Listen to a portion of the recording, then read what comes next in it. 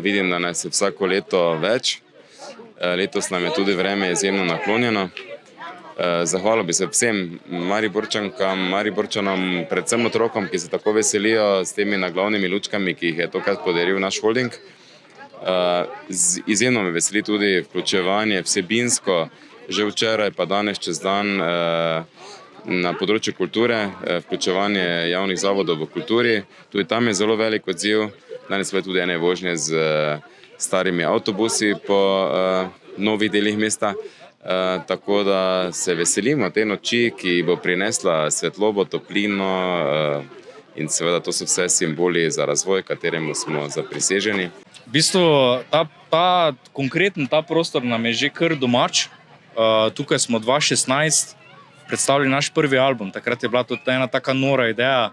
Gremo na lokacijo, ki je najbolj mariborska, in naredimo en tak odpičen, nenavaden koncert. Tako da po 7 letih, dejansko to bo tudi oktobra, takrat leta 2016, po 7 letih se vračamo na prizorišče zločina, počutimo se fenomenalno, sproščeno, veseli, ljudje se že zbirajo, pa v bistvu še 1 ura do koncerta, ljudje se zbirajo in glej, sploh ni kaj za reči tukaj, razturali se bomo, fajn se bomo imeli, danes bo tukaj žur na Piramidi. Mi smo pred 7 leti tu že, preden se je to sploh začelo, smo bili neki icebreakeri.